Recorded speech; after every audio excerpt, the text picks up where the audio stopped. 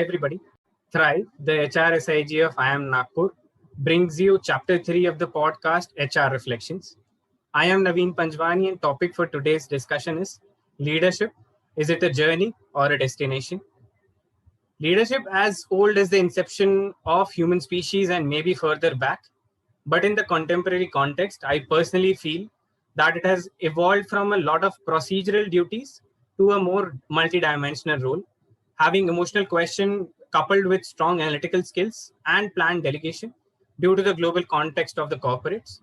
But in a more generic sense, it has been a characteristic that helps one excel in this tumultuous times, and it has metamorphosized into a more complex balance of for the greater good and the personal outcome.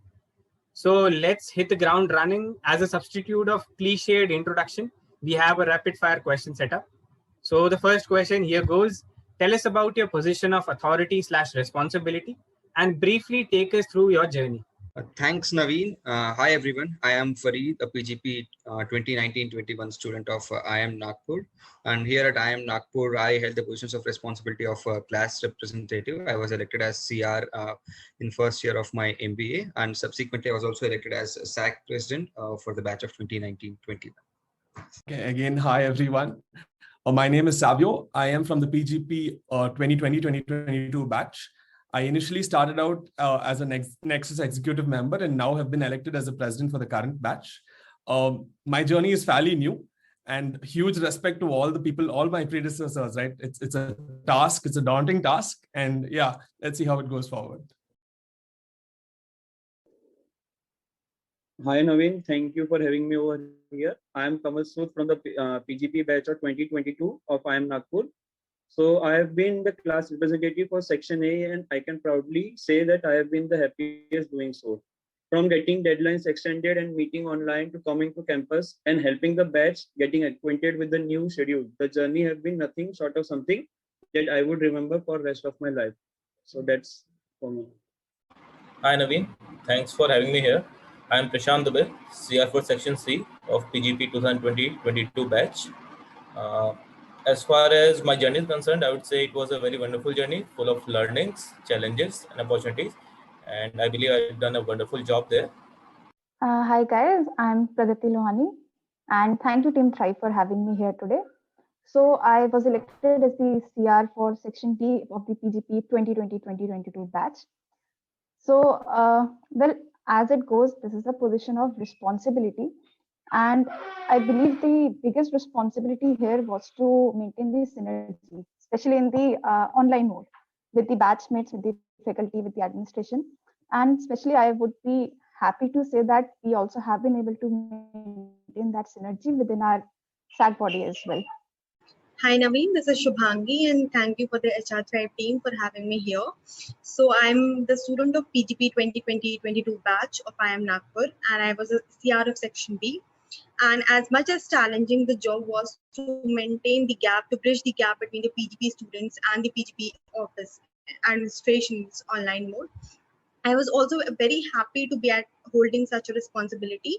And as much challenging as it was, I get to learn a lot and I'm really proud of myself for doing that so well. Great. So we have a whole room full of leaders here in their own senses, in their own rights. So yeah, the obvious question would be, the follow-up question would be, how did the pandemic transform you as a leader? So maybe I'll go ahead first, Naveen, with that question. So how did pandemic transform me as a leader? So I'll start with my journey as maybe a SAC president. I was elected in Jan 24, 2020 as a SAC president. Pandemic has still not entered India back then. So things were different for me. They were offline. I had seen my predecessor Bharat and all.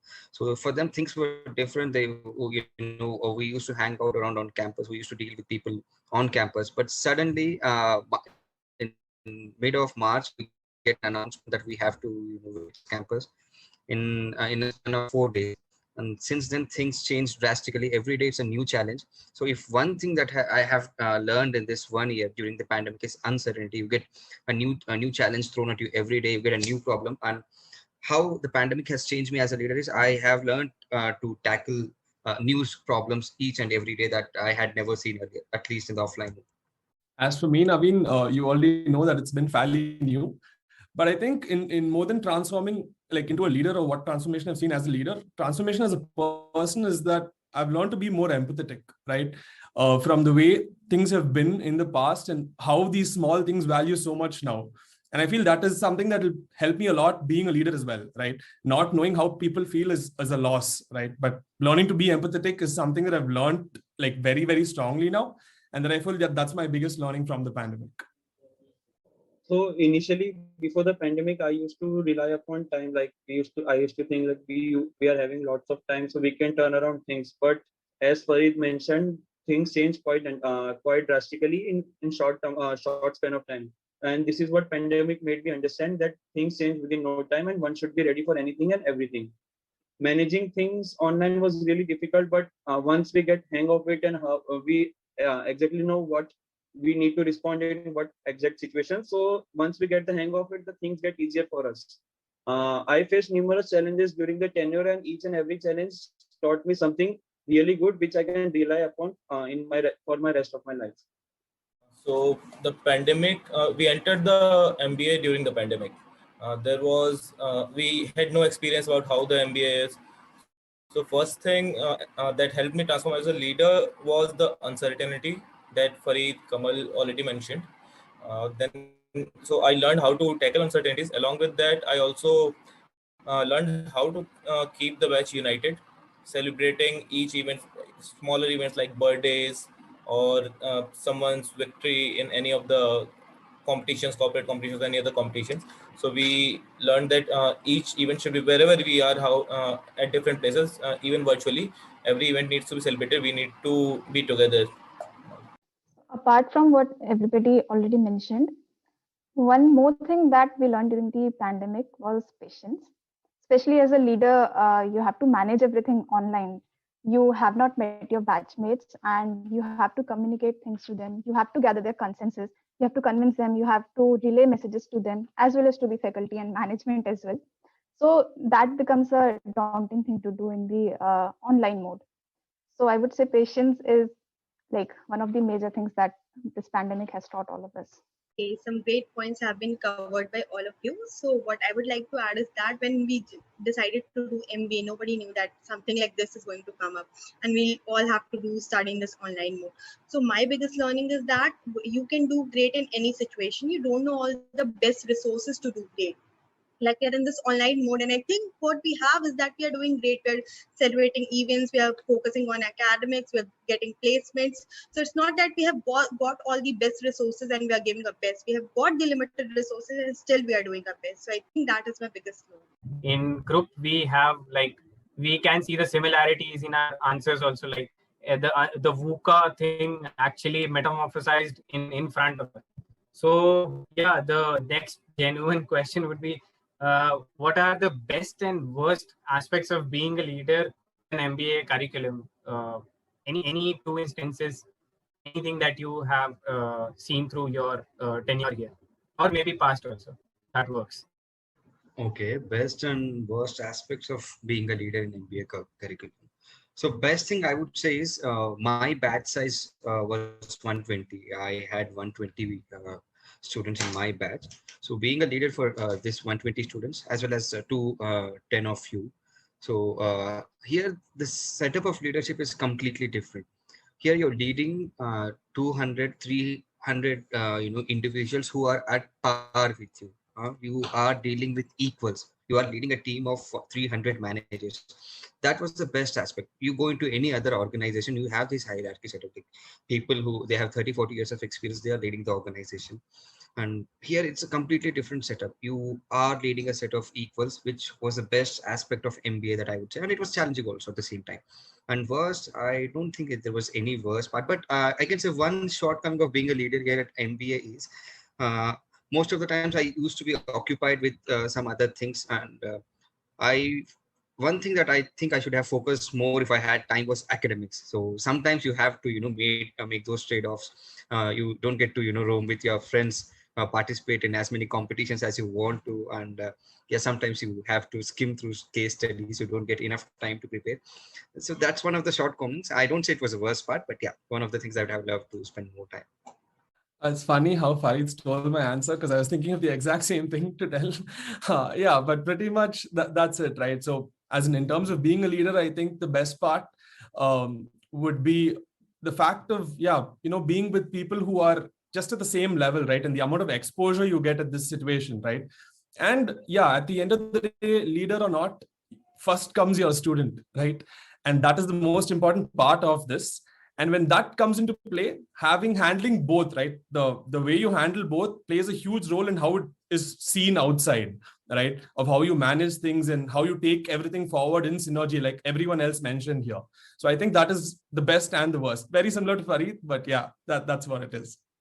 So for me, I wouldn't stop at just the best part. So it is a two-part process, not a process. It is a two-part happiness for me. The one would be the joy and happiness which I get when I do something which my batch expects me to, and why they chosen me for that particular reason. And if I do that, the happiness which I get is nothing can beat that. And second thing, as Farid mentioned, we are entirely stuck with something or the other at any given point of time, so we don't get to spend time with others. But this is where we get to learn how to manage time, and that is one particular lesson which helps us a lot in long run. So this can be the best part. And coming to the worst part is we are at the receiving end too if we are unable to do something which our batch expects us to. So that's a little shortcoming, but it is not that a big one. So yes. For me, the best part of having a leadership position during MBA is the exposure which we get, which not only develops our thinking but also develops our personality. Also, being a leader, we get to interact with many of our batchmates. Like we usually interact with them personally, but being on the administrative side, when we interact, we get to learn many other aspects which will help us further in the corporate. Coming to the worst part, mostly it is like we face situations in which there is only one way to go right, but there are multiple ways in which you can go wrong. And even when you go right, there will be situations in which you won't be making 2-3 people or 30-40 people happy, but then you have to take the decision. Well, the best part of this role for me would be that people actually look up to you. Okay, so like they'll be looking up to you for decisions, for help, for anything and everything. Okay, and that actually gives a great feeling that you must be doing something right. That so many people are looking up to you, and also at the same time, I would say that is also the worst part because people are looking up to you. You have to be very cautious of what you're saying, what you're doing, and everything. So the best and worst parts are the same for me. Okay, so the best part for me is that during this MBA journey, when I'm a CR, I just not get to be a part of my MBA journey. I think I get to be a part of many people's MBA journey. Maybe some of you, when they'll pass MBA, they'll think of me as a part. I was a CR. I've impacted their life in some way, positive or negative, I don't know. But yeah, they'll think about me. Then yeah, I was also a part of the MBA journey, and I connected to them at some point. This is the best part. And the worst part is that yes, I get to make a lot of people happy, I get to admire and inspire a lot of people, but yes, I cannot make everyone happy, and I think that is something, it remains at the bottom. Yeah, I think the best lime soda flavor is a mixture of sweet and sour. So yeah, this applies to everybody, each one of us. So moving on, we are going to dive deeper. The questions will be serious, of course, but it's your choice to answer it in ways you want to. So if there could be, one line of sincere advice, like just one line of sincere advice to yourself when you look up to the leadership position, what will it be? Okay, so I'll quote the exact line which I said to myself when I was elected class representative, and it was, "No one is perfect. Even pencils have erasers." This one line says a lot of things which if we self-introspect about it, will help us. Yes, Savio. Yeah, so I think one of the first things that I kept telling myself after becoming the president was that, it's going to be okay. But then after a couple of days, I kind of realized that no, it's not going to be okay. It's not going to be smooth, but you can handle it, right? You just have to handle it, and you just breathe throughout the process. So I think that is one piece of advice that I would take with myself. Shubhangi. Yeah, so one piece of advice is that it's okay if you're not best at every day. Every day you can't be at your best, but whenever you look back, you should always feel that I'm better than the day before. Pragati. So what I would tell myself is it's going to be difficult, it's going to be daunting, but you have done this kind of things before and you can do it again and again as many times as you want. Fareed, what's your take on Yes. this?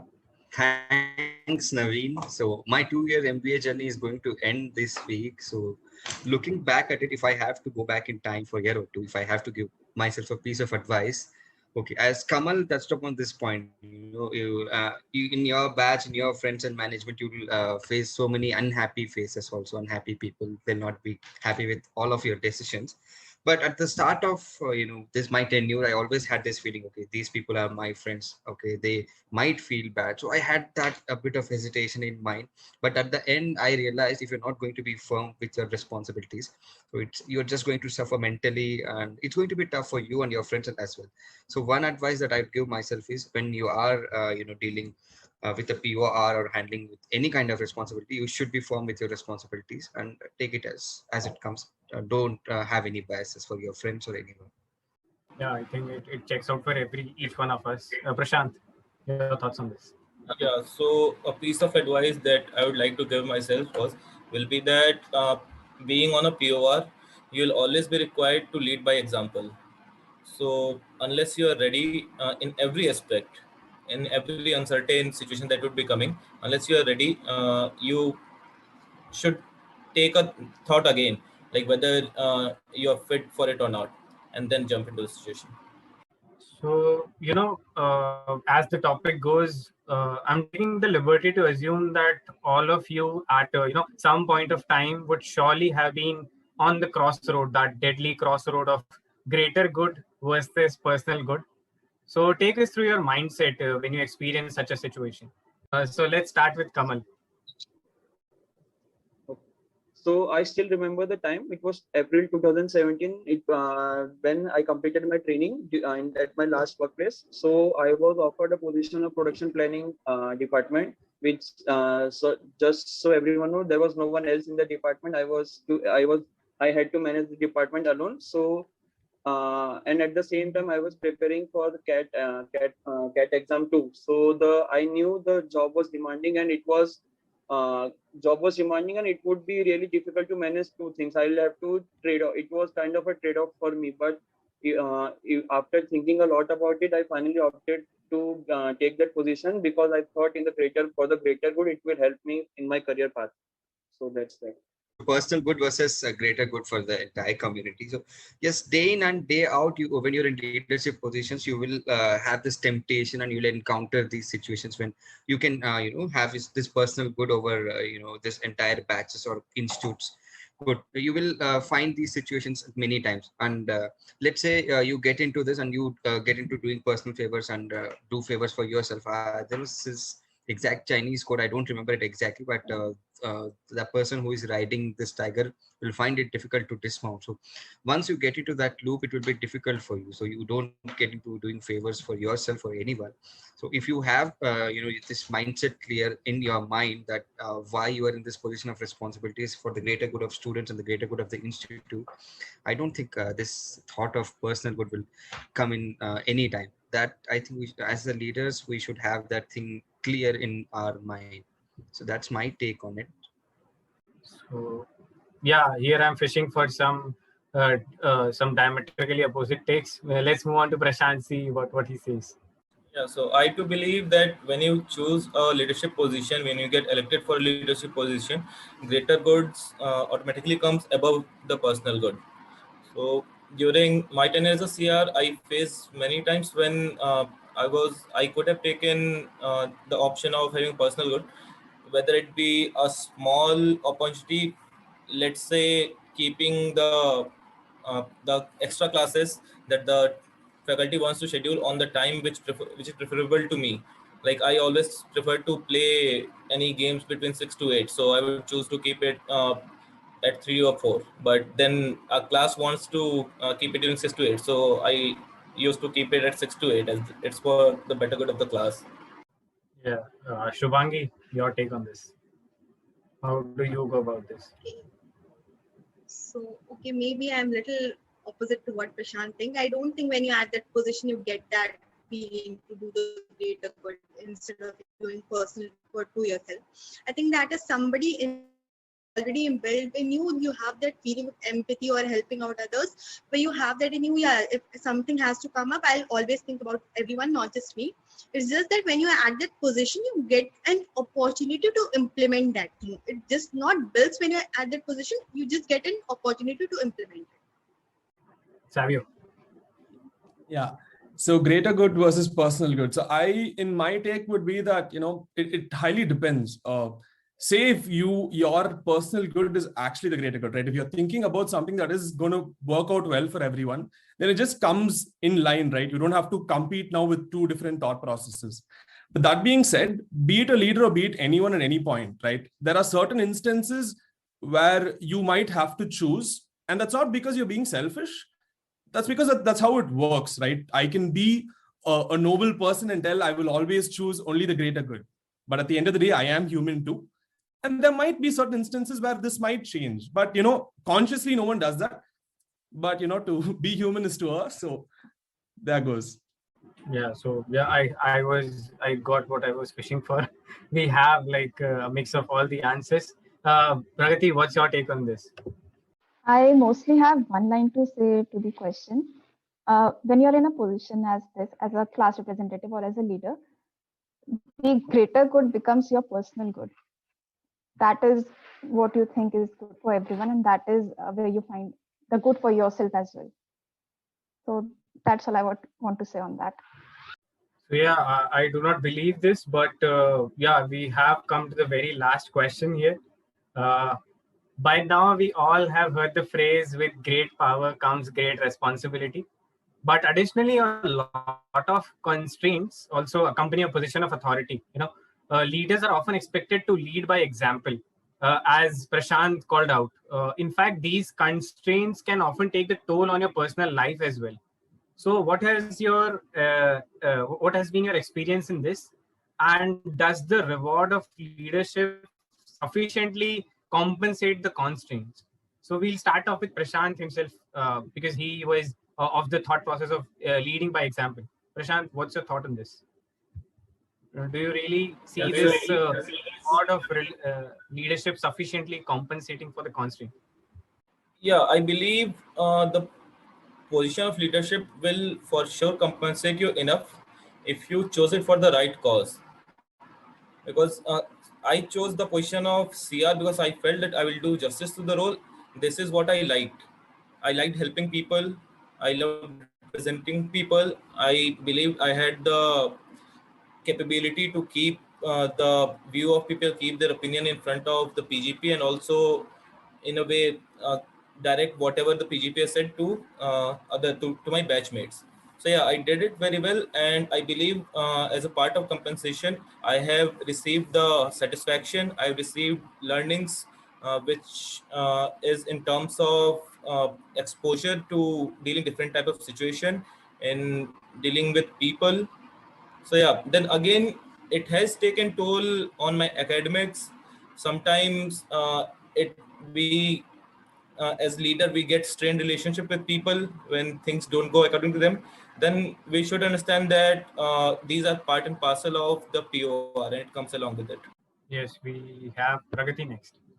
So with great power comes great responsibility and comes some constraints. So I feel the largest one of them is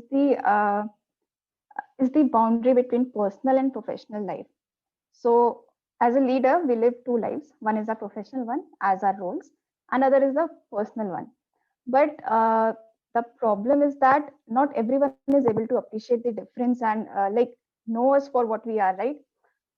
So I have been grateful this year to have some friends who know that boundary and have been able to know me personally as well as professionally, and that too separately. But yeah, I think not everyone is able to get that. But yeah, I try to get that message to people, and I have been trying to do that. So I think that is the biggest constraint. And coming to the reward of leadership, I think it is too soon to answer that question because it's been just an year into this role. So maybe when you guys have a podcast next year, I'll answer that question. So yeah, Pragati, great thoughts. I think the constraint that you have, that you cannot give your thoughts on this, as we still have not completed the year. I think it is time to pass on the baton of question to Fareed. I think he is in the best place to answer to this particular question. Yes, Naveen, thank you. And whatever Pragati said, right? I had the similar thoughts in my mind. So people often they do not differentiate between your personal life and your professional life. They fail to understand that there is a difference. That has happened with me also. I think it happens with most of us, indeed. And there are definitely trade-offs, constraints trade-off. And I had to miss my weddings of my best friend. I was not able to attend weddings of my best friend and many other things. Your friends, they hang out, they go on trips. And sometimes you have to make those trade-offs. That and all is fine. But at the end of the day, because of whatever Pragati said, there'll be a lot of strained relationships. You end up with less number of friends or whatever. You have these strained relationships, but that's part and parcel of the job which you're into. If I look back at the 2 years of journey, so it was not easy, it was difficult. Maybe I have made some great friends, I have lost some friends. I'll be frank on that front. I have a week to go, but yes, I have lost some friendships.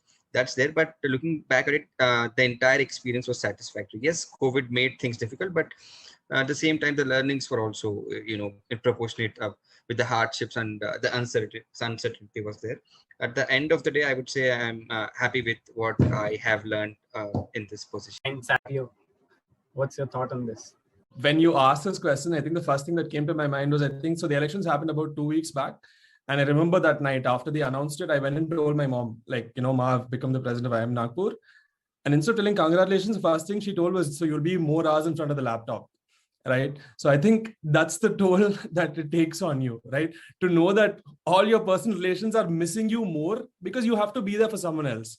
And in terms of leading by example, I think you get to a place like this only if you have done that before you have even received a POR, right? It's how people see you, how people interact with you. And that's what makes them feel that, you would be a nice person to be in this place, right? So I think these kind of things all come into play, and that just carries on after, you get the POR or whenever it is. And yeah, there are at times, like everyone mentioned here, right? I think one point that Kamal told that struck with me a lot, the satisfaction that you get when you do something, right? That actually plays a huge role in having this POR or doing something for the college, for the batch. That is something that cannot be expressed in words. And I think that's the best part about this. Kamal. So all professional responsibilities come with certain set of constraints, and we as a student and the person holding that position, it's our duty to figure out the best possible way to come out deliver the best possible results within those constraints. In our tenure as a CR, I think I can speak for all four of us here. Our major constraint was to see all our batchmates on a single computer screen. So sometimes when we did things, our intentions were good, but it doesn't end well with all the people, and that is where what Fareed told comes into picture, that we have to be firm with what's coming for us if we are taking up this certain kind of responsibilities. And does the reward of leadership sufficiently compensates for the constraints? This is I think, in my personal opinion, this is a completely subjective question, because the answer to this question depends on why that person chose to become a leader.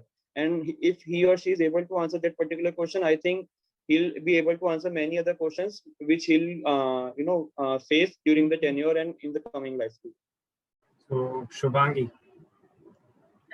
So I think all these authority and responsibility, what comes as a leader, and the constraint we face, I don't think they are two different faces of a coin. I think they are the same side, because it is a part of the same journey. These constraints are what makes us a good leader. Like suppose I have to do a case, very simple example I'm giving, I have to do a case and I have to attend a meeting, and then I have to wake up late for doing that case. So next morning I think, I've achieved all my responsibilities with the second thing in hand also. So I manage this pretty well. And I think that is the biggest learning which makes you a good leader. In any meet or any batch meet we see some happy faces, some sad faces. And after the dissatisfaction of the batch, when our decision comes out to be great for the greater good, it gives us that satisfaction that yes, or facing all these challenges, we have achieved what we aspired to be. And I think that makes us a great leader somehow. Great thoughts, everybody. I think it applies to everybody. All the points that have been that have come out of this particular conversation. I think it applies to everybody at certain point of time in our lives yet, and I think upcoming corporate roles also. So yeah, personal life also is a part of leadership. Any last thoughts, questions you have, the floor is open now. Anybody can just unmute yourself, and if you want to say some last words or any questions that you want to throw out that that might have come up in the last 1 or 2 years in this particular curriculum. Naveen, not regarding any question or any thought, but I want to share something regarding this podcast.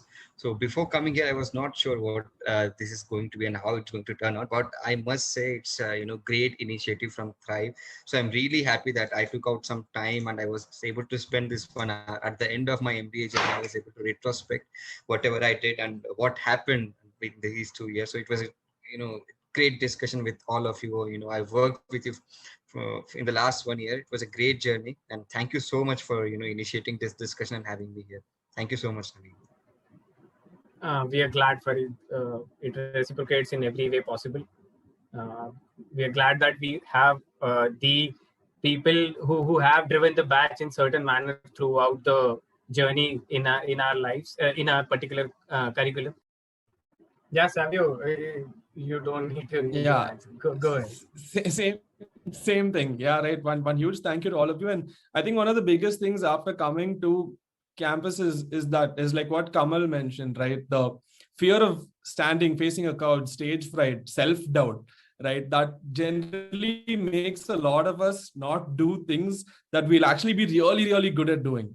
And I think that is something that I feel I've somehow lost after coming into IIM Nagpur, right? Putting yourself out there, irrespective of whatever it is. You're going to get laughed at, no problem. You're going to get mocked, no problem. Just go do it, right? What's the worst that could happen? So if that thought process is maintained, I think, even this, right? Like the whole thing of coming here and doing something like this, am I going to answer correctly? Is it going to be funny? There are a lot of questions that come up. So I think that's the best part about all of this. Yeah, so I just wanted to mention that throughout all of our journeys, there have been a lot and lots of ups and downs. More for Fareed than for us. But I can proudly say on behalf of all of us that none of us have ever regretted any part of it. So we have somehow found happiness and satisfaction in all the ups as well as in all the downs. That's the last thought. Just one line I'd like to say is that many of our friends know our journey. We know each other's journey as a part of SAP. But many of the people of the batch doesn't know. They don't know us personally. So I think you all have guys give us that platform where we can share our thoughts of journey. And maybe the people will listen and they'll get to connect to our journey more. So thank you, HR Thrive, for that. That was the exact intention behind it, Shubhangi, to hear from you guys what has it been like for you to go through all of that, because we just saw the results of your efforts. We never saw your efforts, right? Yeah, so as everyone spoke their heart out, I would also like to add a few points here. So while being on the position, holding the position of CR and all, we even faced many setbacks and all. There will be many instances where a leader will feel like you can't be helped. You'll feeling helpless, or you'll be feeling that there's no solution to come out of a situation. For that, I think Kamal would also relate much to it. So for that, the best thing to do in such situations will be to take a step back, look at the broader aspect of the things, why it happened, what are the impacts, and then introspect, and then think how can you change it, whether you can change it or not, whether things are under control. So there is no point in being remorseful about it, keeping that like how the way you reacted or what's it. Eventually move on, like take learning from everything that happened, and then react well. Yeah, I think we can agree that moving on is one big quality we all can have, like moving on in our lives, in our relationships, probably. So yeah, Bhaskar. That was a very wise answer from Prashant. I have to say, despite everything that has happened around this circle, I have to admit that something that is coming out from Prashant, that's a very wise thing. If there's nothing else, we can just close it out. So sorry for the bit of redundancy, but in closing, I would like to reaffirm something that was brought up during the podcast itself. We all want to be remembered. We all want to leave something behind. We all want to leave a legacy. That is one of the defining traits of not just human beings, but all living beings. When we leave, we try to leave behind our imprints. for everything that you guys have done for the institute, for the classes, for the sections, and for all of us. I hope all of us do remember that forever. On behalf of Thrive, I would like to thank all 6 of you for giving us your time, and wish you all the best in your future. Thank you so much. Thanks, team. Thanks, Naveen, Bhaskar, Devika, Viyanka, and Divya. Thank you so much. And thanks to my team also from the SAC. Thank you, everyone. All 5 minutes.